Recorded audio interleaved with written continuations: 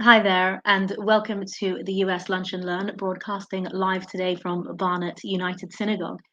Topic for today, the She-Her Hanukkah story. Now, I realize it sounds quite woke, and I promise you it is not just clickbait, but really I should share why this is a topic for me.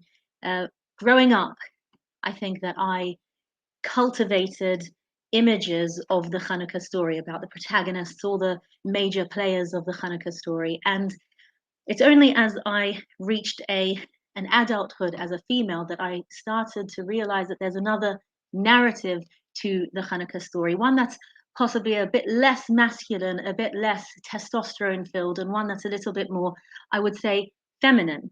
And that's the story that I'd like to look at today. So, the She-Her Hanukkah story, let me just give you a glimpse into the images that are conjured in my mind when I'm reminded of the Hanukkah story. And I hope that these are okay to share because I know that we have a bit of a love-hate relationship with Mel Gibson and not just Braveheart, but in some of his historical comments. So um, let's have a look.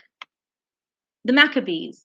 When I think of the Maccabees, I'm thinking of these muscular battle cry men who are, in the heat of battle, and it's a very testosterone filled story. But when I think of the Hanukkah story, these are the images that I think of. And I know now I have children who come home and sing the Maccabee songs, as Maccabees were marching out, and they've got the swords. And I think that I'm probably not alone in this picture.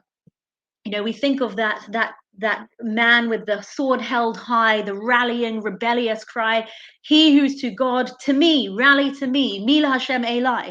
So because I'm Australian, I'm going to have to bring another slide up, and that is Russell Crowe in Gladiator. So also that sort of muscular Maccabee. And actually it doesn't really fit so much with the story of Hanukkah, because we know that these guerrilla fighters were actually priests. And we can't really picture priests in their long priestly robes traipsing through, or hiding out in the Judean hills and carrying out these guerrilla attacks, which is what they were, because this wasn't an out there warfare. This was very much guerrilla fighting, little pockets of rebellion going and entering these skirmishes. So but again, these are the images that I hold, but they're not quite the only images that there are to the Hanukkah story. And what I'd like to do today is to introduce a little bit of a balance and not remove this side of the story, but rather notice this side, the side that possibly many children, many people grow up with, holding as the image of Hanukkah in their minds, but introduce a feminine element as well. And rather than call that, or I've called that initially, I called it the alternative narrative, but I question that because it isn't really that alternative at all. And what do I mean by that? We don't really have to go searching particularly hard to find that there's very much a female influence, a female presence in the Hanukkah story. We don't have to pretend that there are all these readings into the Hanukkah story, feminine or feminist readings, because we're blessed that they are recorded there in black and white. We're actually privileged to have been given the stories of the women, of the female presence in the Hanukkah story, throughout texts, throughout our history. So we barely need to scratch the surface in order to discover this alternative or not so alternative narrative. What we do have to do, though, is reintroduce some of those stories. Take some of these protagonists, these female protagonists, by the hand and lead them gently back into the room and teach them as part of the broader Hanukkah story. So let's delve right in, where we see in our text where women came into the Hanukkah story. So the first text I'm going to look at, and we can see is a Rashi, our great medieval commentator, on Gemara Pesachim, on a tractate in Gemara, which deals primarily with the laws and centers its discussions around the topic of Pesach.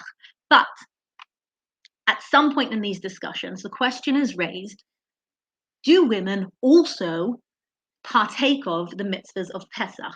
Do they, or are they obligated in the mitzvah of Pesach? So what mitzvahs are those where we've got, do they sit at the Seder table and consume enormous amounts of matzah and drink 4 cups of wine? And the answer is that yes, they do. Why? Because they were included in the miracle of Pesach. Women were also included in the miracle of Pesach. Now, that seems to be quite obvious because it wasn't just the men folk who came out of Egypt and were led through the desert. Obviously, it wasn't just the men. Obviously, women came out as well. But it goes on to say that we were redeemed, b'schar nashim tzidkaniot sheba'oto hador, that we were redeemed in the merit of righteous women in that generation. And so too, Rashi goes on to say, he explains, it's not just in this instance that women are included in the miracle, not just included in the miracle, but also played an active role, that was in the merit of women that this miracle occurred. But actually, so too regarding the reading of the Megillah, so in the story of Purim, we were redeemed because of Queen Esther, and similarly regarding the miracle of Hanukkah. Now, what does Rashi actually do here in his commentary on this tractate in Pesachim? There's 2 major things. First of all, Rashi triangulates 3 of our festivals: Pesach, Purim, and Hanukkah. Not just does he connect those 3 with the connector being women's inclusion in the miracle, but more than that, Rashi goes further and qualifies. It's not just that there was this passive experience, that women were passively part of the experience of the redemption, but actually they played an active role. So Rashi is now flipping that from not just were they part of the miracle, they had an active role. It was b'schar nashim tzidkaniot, that it was in the merit of women that in those generations that these miracles, that these redemptions occurred. So thank you, Rashi, for making those 2 points. So we now know 2 things. Let's see, where else can we find some kind of textual support for women's presence in the stories of Hanukkah? And let's move on to another tractate in the Gemara of the Talmud, and that's Gemara Shabbat. In the discussions around candle lighting for Shabbat, the who's, the how's, the what's, where do we light, what do we light, who lights candles, there's a tangential discussion and in true Gemara style, because that's the way it works.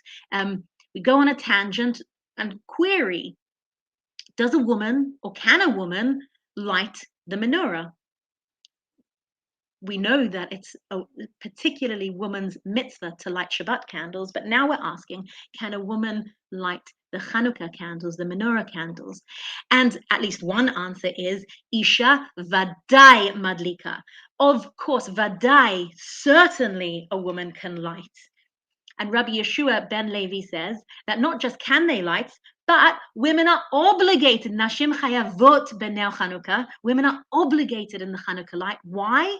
Because hein hayu b'otu hanes. They too were included in that miracle of being saved from the decree of persecution. So again, that language that Rashi echoes in another place, that they were included in that miracle. And Rashi has now set for us that pro forma, how to understand hein hayu b'otu hanes. They were included in that miracle, not simply that they were passive bystanders, that they happened to also be included, that they happened to be redeemed, that the miracle happens to them. No, but that women were active participants, and b'schar nashim tzidkaniot, that it was the merit of women. So Gemara Shabbat, and in pipes Rashi again to qualify this, and Rashi comments on that very excerpt of Gemara. He comments, Hayu b'oto hanes, women's inclusion in the miracle, and he qualifies which miracle was that? I beg your pardon. Which miracle was that? The decree of the Greeks. The decree, the gezerah of Yevanim al kol betulot hanasuot, of the virgins approaching their marriage, who were forced first to have relations with the Greek ruler.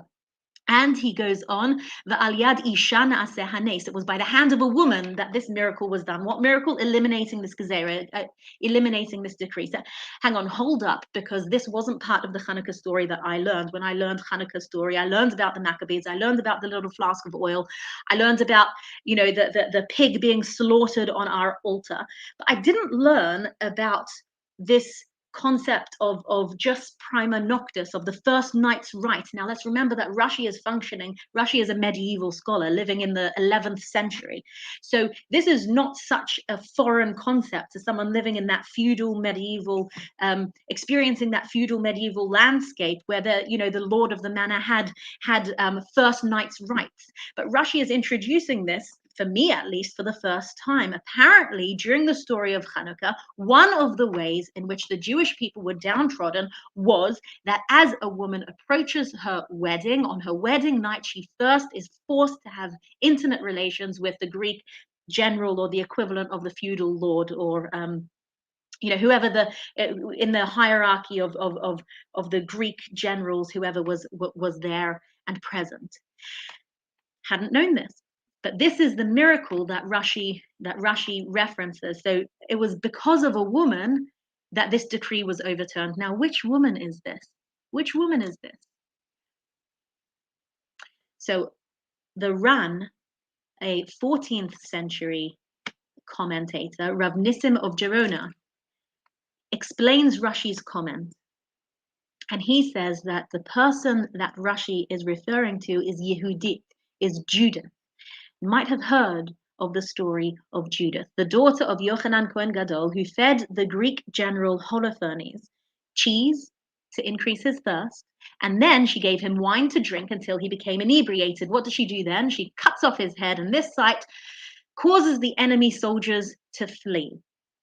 This is what the Ran says. So the Ran is telling us that the woman who Rashi is referencing is this woman, Judith. We know the story of Judith is included in the Hanukkah story. I have heard of Judith, of Yehudit, the heroine of the Hanukkah story. But where do we see this? And I'm going to pull back the zoom lens momentarily, because the question that I'd like to ask really is, where do we find the Hanukkah story in the Torah? Where do we find it? Because I haven't seen it in the Torah. And that's because it didn't quite make the cut. So we're probably fairly familiar with the Tanakh, the acronym Torah, Nevi'im, Ketuvim, the format of the Torah, which was ratified at around the time of the Hanukkah story. So we have the Torah, the 5 books, which end up actually in a scroll, the scroll that we read from every Shabbat. And those are the 5 books of Moses, and tell the story of the Jewish people until they're on the cusp of entering the land of Israel. We then have the Nevi'im, the prophets, probably many familiar names in this list of prophets: Joshua and Samuel, Shmuel, who anointed the first kings of Israel. We've heard of many of these names: Jeremiah, Ezekiel. We know of the vision, Yecheskel's vision, Ezekiel's vision. Possibly heard of Jonah. There you go, Jonah, who we read about on Yom Kippur. So again, we've got Torah, we've got those 5 books. We then have the prophets, and again, we bring those out every week as part of the Haftarah, as part of the Shabbat service. After we've read from the first 5 books of the Torah, we then read an excerpt from the Nevi'im, from the prophets, and that's called the Haftarah. And then we then have another section of the Torah called Ketuvim. So slightly later on, or not necessarily later on, we'll be familiar with some of these things as well. So Tehillim, the Psalms, which were composed by several people, Proverbs, Mishlei. We read the Song of Songs. If you're Sephardi, probably very familiar with it. We read it every Friday night in shul. In a Sephardi shul, we read Shir Hashirim. There are different Megillot. There are different Megillas that come under Ketuvim. There's Ruth, which we read on Shavuot. Esther, which we read on Purim. We have Eicha, Lamentations, which again we read on Tisha B'Av, on the 9th of Av. So we're quite familiar with the format of the main canon of the Torah, what we call the Tanakh, again that acronym, Torah, Nevi'im, and Ketuvim. But where is the Hanukkah story? Because I don't see it here.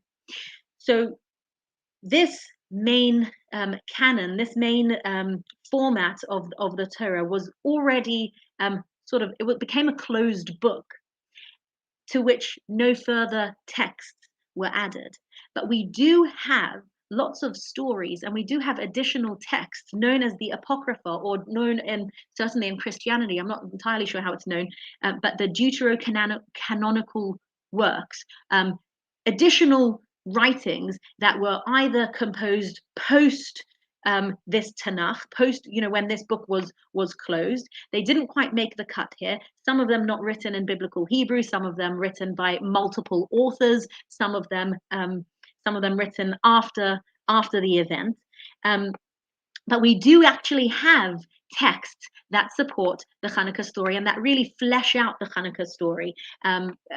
Mostly, really, the apocryphal books of the Maccabees. So we have a couple of books called Sefer HaMaccabeim, the books of the Maccabees, and there it relates lots of stories, both about recording the battles, recording the warfare that occurred, the skirmishes, and but also fleshing out the political and the social landscape of the Jewish people under Greek rule, and what really caused the Jewish people to enter that uprising, to become, to create those rebel forces, what took them over the edge.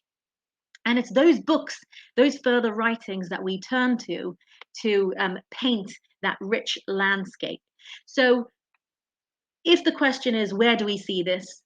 Where we don't find it in the Torah, that's because we don't find it in the main canon, in the Tanakh, but we find it elsewhere in the book of the Maccabees and other subsequent writings.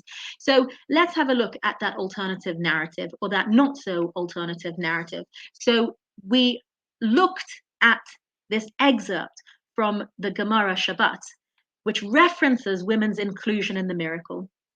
And we noticed Rashi's comment, which was that women weren't simply included in the miracle, but actually it was because of a woman that this miracle that we're referring to, of that notion of just prima noctis, of the first night rites, that was overturned by a woman. Somehow this was like a pivotal point in the Hanukkah story, and it was because of a woman, because of a female character, that this was overturned, that this decree was overturned.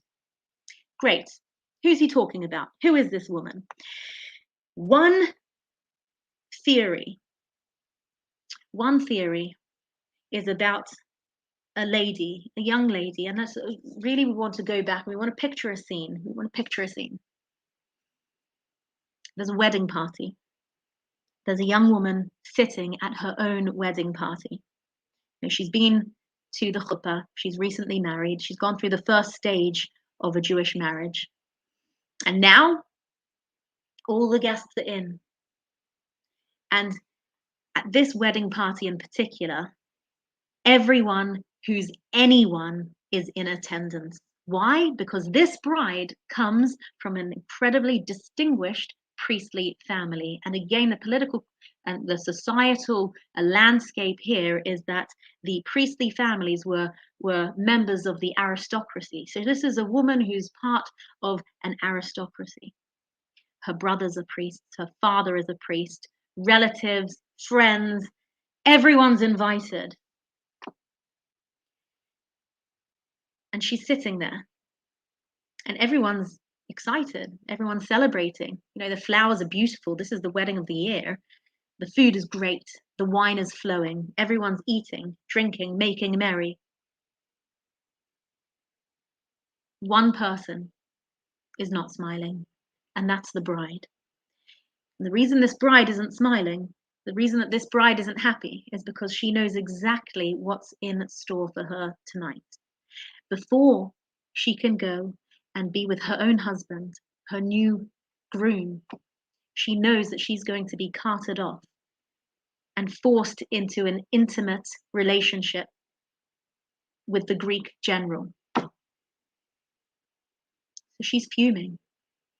And she looks around and she notices everybody else celebrating.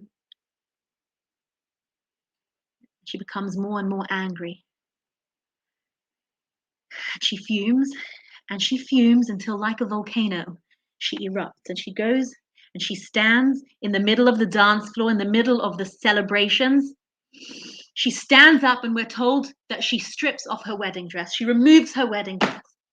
And you can imagine the chaos that ensues. Try to imagine it, right? Choshev wedding, the distinguished wedding of one of the most distinguished rabbinic families, and boom, the daughter stands up and removes her wedding dress to make a point. And her brothers race to her and try to cover her up, and their faces are flaming with shame and anger. They point their fingers and say, "How dare you? How dare you do this to us? How dare you? Shame us, bring shame on our family name. You know our family, you know our standing in the community. How dare you do this to your father?" And she, this young woman, with her own face aflame, with anger, she says, "Just you turn those fingers round. How dare you tell me that I am shaming you when you know exactly what is about to happen to me, and you stand here dancing, singing, laughing, drinking, eating, making merry, and you know what I'm about to go through, and you call yourselves men, you call yourselves priests, don't you dare." And her brothers, they back off, and realization dawns, and they recognize that actually there's some truth in this. What are they doing? How can they justify what they've been doing? But this decree has been creeping in slowly. This has just become the landscape in which the Jewish people function. This has become part of normal life, that when someone marries, they're carted off to be raped. And they realize that actually they're sadly lacking. And we're told that this is at least one of the straws that breaks the camel's back, and that forces them to start to take a stand. So in her own way, this bride galvanizes male pride. And I think by now you're probably aware of who this family is. These 5 brothers are the Maccabees. She galvanizes their male pride and tips them over into that rebellion. And along with other incidents that are recorded, maybe another straw that breaks the camel's back is the pig being slaughtered on the altar, is about immorality taking place in the Kodesh HaKadoshim, in the sanctuary of the temple. All of these things, an amalgam of all of these that finally force them to fight back. But certainly this is at least one part of the narrative. This woman, who is quite anonymous really, but who some people have attributed the name Hannah, who forces her brothers to take a stand. And it's after this that the sword is raised. Mila Hashem Elai. Who is to God? Who is to our morality, our ethical code? Rally to us. We're going to start fighting back. So she is given we credit this woman, sometimes called Hannah. We credit her with being the springboard for the rebellion. Maybe this is who Rashi is referring to. But there's another woman, Judith, who the Ran, Rav Nissim of Gerona, has already mentioned. Yehudit, Judith, the daughter of Yochanan Kohen Gadol. So who is Judith? She's a widow who, also from a priestly family actually, who lives in this city, Betula, who's a city that's currently besieged, and it doesn't look great. It does not look great. The Greek armies have besieged the city. The bodies are piling up. They're being starved out like rats. And Judith, Yehudit, approaches the elders of the city. And she says, "Listen, give me a chance. I'm young, I'm beautiful, I'm intelligent, and I'm desperate like everyone else. Let me go out to the Greek general. Let me see if I can get behind enemy lines and somehow do something that can turn the tide of this battle, that can turn the tide of this siege. We're between a rock and a hard place. There is nowhere to go." And now this is a topic, using sexuality as a means to achieve something altogether. It's a topic for a different lunch and learn altogether. But the elders, they and they are, and then finally they say, what can we do? And they give her their blessing to go forth and see what she can do to get behind enemy lines. And we're told that Judith goes out and somehow manages to get through to Holofernes, the Greek general, and somehow seduce him and create some kind of a connection with him, that she's allowed to come and go between the besieged city and the enemy encampment repeatedly. And slowly, slowly she wins his trust, until one day she comes up with this cunning plan.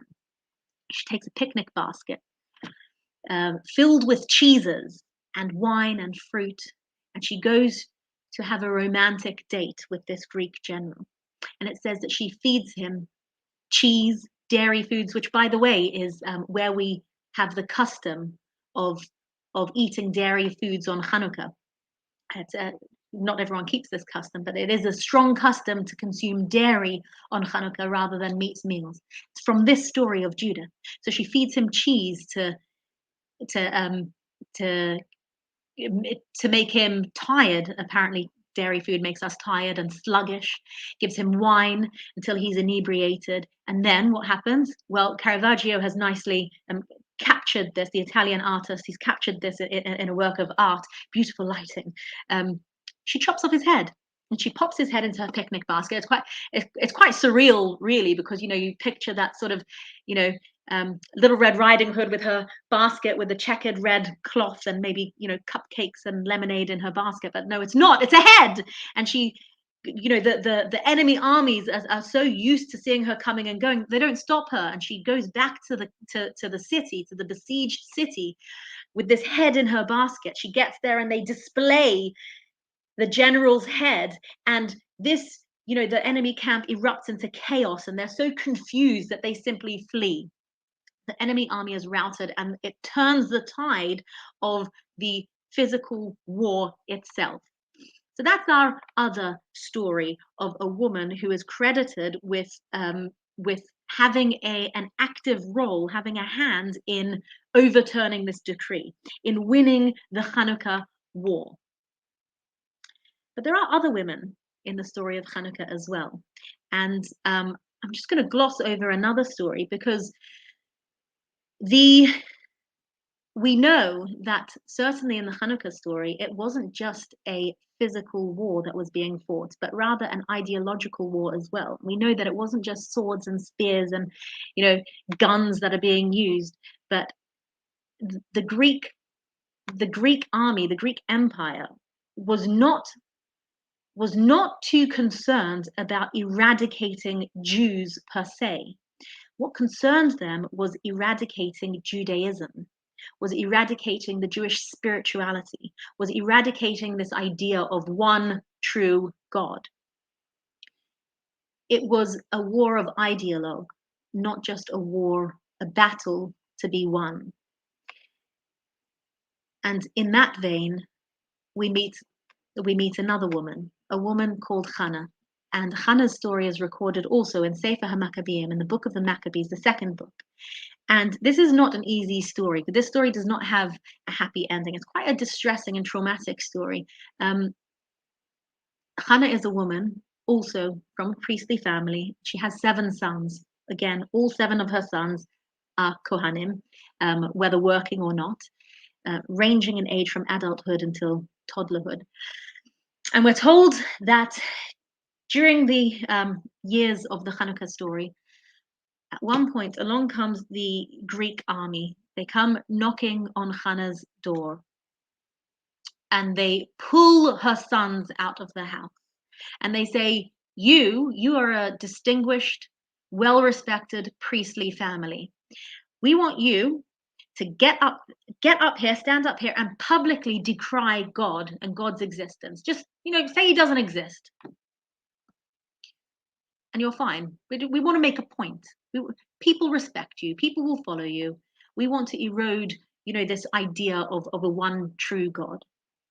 Assimilate. They pull out the first son, and he refuses. No, I'm a priest. I'm a Jew. I'll die with Shema on my lips, with a declaration of one true God. And so there in front of his brothers and his mother, they torture, they maim, and they kill him. And they turn to the second of the 7 sons, and they say, you saw what we did to your brother. Get up here publicly in front of all these people, decry God, God's existence. We'll let you live. And if not, you'll go the way of your brother. And again, this next son, he stands up proudly and he says, no, no way. I'm a proud Jew and I live by what I believe and I'll die for what I believe in. And they torture and they kill him as well. And they work their way down through the 7 sons. And each one in turn refuses to publicly denounce God until they get to the youngest son, a child. And at this point, they turn to Hannah, to the boy's mother, and they say to her, are you mad, woman? He's a child. Tell him what to say, and he'll say whatever you want. Just tell him to stand up and publicly denounce God.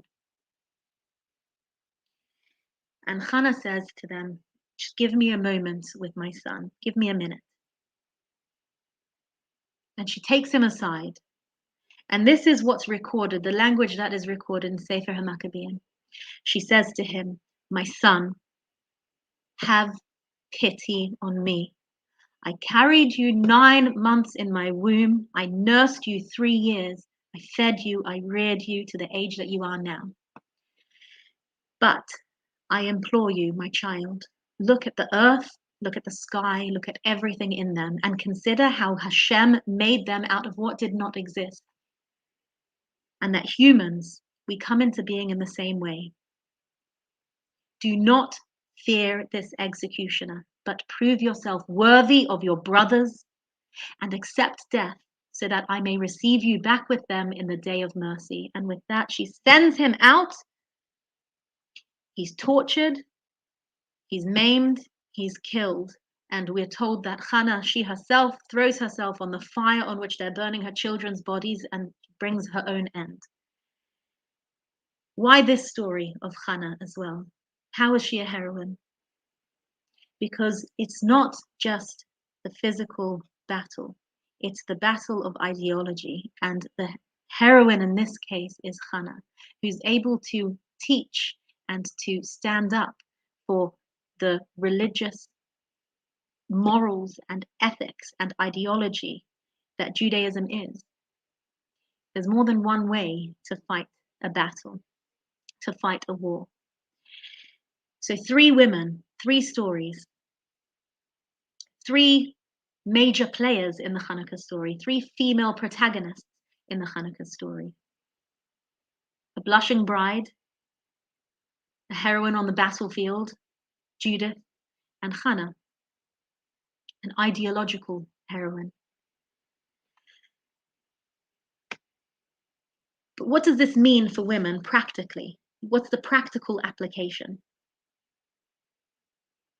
We have lots of texts supporting the fact that women are play an active role. But what does it mean? We're going to fast forward several hundred years from the Talmud times to the Shulchan Aruch, which is our main corpus of legalistic work. So it brings down the halacha, the laws that by which we abide. And even today, when we look for halachas, we look for guidance in the halachic sense, in the legalistic sense. What we're supposed to do on this festival, on that festival, the laws of kosher. We look to the Shulchan Aruch, which codifies the laws, Jewish laws. And it asks, what are the laws on, or it tells us the laws of Hanukkah. It says on the 25th of Kislev, we begin the 8 days of Hanukkah, during which time we are prohibited from eulogizing, prohibited from fasting. Why? Because it's a time of simcha, it's a time of festivities, but we're permitted from doing work. What does that mean? Well, we go into the office. I'm sitting here and the shul office now, we go into work. It's not like Shabbat where we don't do any melacha. It's not like some of the other chagim, some of the other Yom Tovs where we refrain from going to work and doing melacha. Hanukkah is not like that. Yes, it's a time of festivity, but it's not a time when we don't do any work. But the Shulchan Aruch goes on and it says, women, however, noagot hanashim shelo le'asot melacha, that women have made it a custom for themselves that they don't do melacha, they don't do work while the candles are burning. And there's an opinion, that not only they shouldn't, but they mustn't. There's an opinion not to be lenient, even if a woman wants to. Now, I've stuck an image there of a woman doing domestic work, but by no means is it, exclusive to domestic work. There is a very strong minhag brought down in the Shulchan Aruch, brought down in, our major halachic guidance, work of guidance, that women refrain from work. Now, why is that? As if to tell us that light candles and sit and exult in the light of the candles. Why? Connect to the miracle that is intrinsic to femalehood, intrinsic. We were not just a part of the miracle, but we played a part in the miracle. Women played an active role in the miracle, and for that you deserve to sit by the light of the candles and simply connect to the day, connect to the festival, connect to our history, because it is our history. The purpose of today is not to remove one story and replace it with another. The purpose of today's shiur is to introduce another element to our story, a more feminine element to our story, the she-her element, the female element, the feminine story as well. I hope we've been able to do that, to notice the female story in the Hanukkah story. If you have any questions, comments, or thoughts, please, you are welcome to drop me an email, shoshana@barnetsynagogue.org.uk. Have a happy Hanukkah, Chanukah Sameach.